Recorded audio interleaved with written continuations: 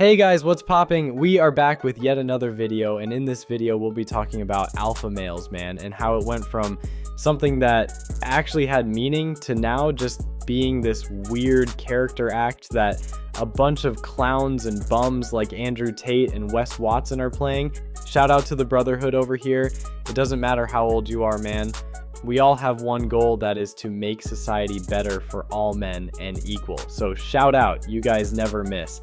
Now, being alpha, right, it became real popular in the last decade or so. Like, suddenly every dude on the internet wanted to be an alpha.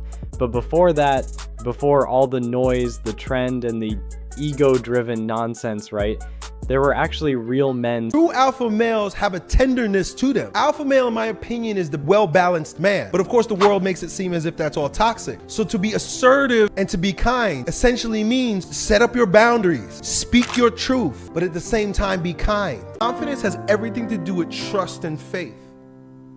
You have to trust yourself in the moment and have faith that it's all gonna work out. I gotta give props where it's due.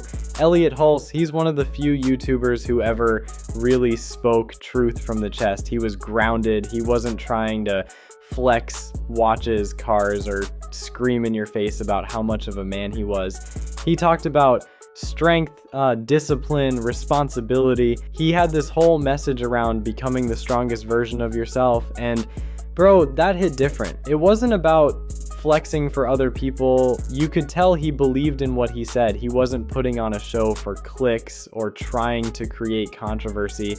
It was honest. Neo-mammalian brain. This is the brain that only human beings have, that allow us to think rationally, have material addictions. You know, we're very attached to the material world. One of Dan Kennedy's sayings, you guys know I love Dan Kennedy. I refer to him quite a bit in terms of marketing, business, but also in life. One of the things he would say is, what is the value in it?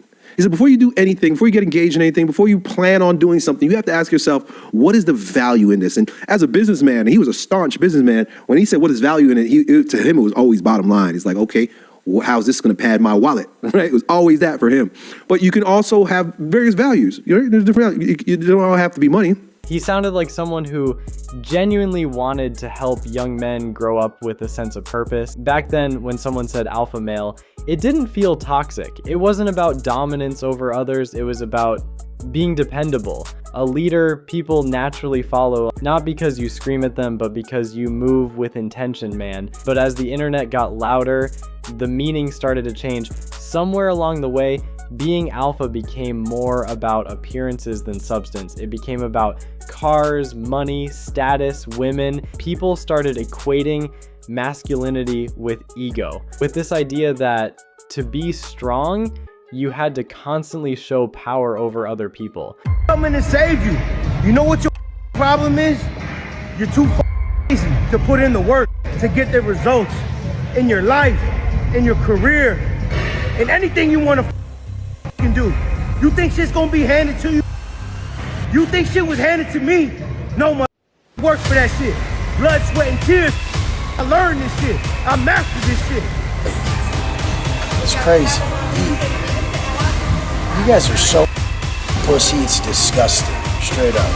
How do you live with yourself? With the thoughts that go on in your heads? Like, if I thought that way for 1 second, my whole life would already be going down the drain. Why'd you cop a plea when your daddy told you to suck his dick, you faggot? And look, I'm not here to just trash people, but let's be honest. But it also created this version of alpha male that's honestly harmful.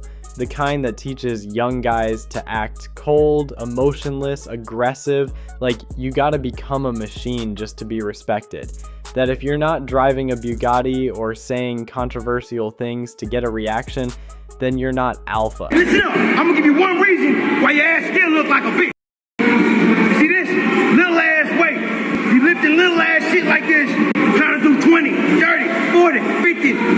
Motherfucker, you ain't gonna get no motherfucking muscles like that. You need to find a way that you can barely do 8 till you fucking fail. You gotta push yourself to failure so you can motherfucking have a chest like this. So you can be strong, powerful, and confident. Not no weak ass. The worst part is a lot of younger guys got swept up in it. They see someone like Tate with a flashy lifestyle and assume he must be doing something right.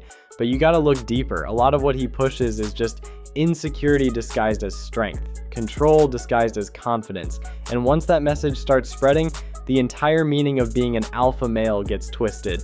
These men are not inspiring, they are not confident, they are simply scammers, insecure, wannabe men who failed at life. This will wrap up this video. You guys should be ready for a part 2, and as usual, if you liked the video, please drop a like. I'll highly appreciate the support.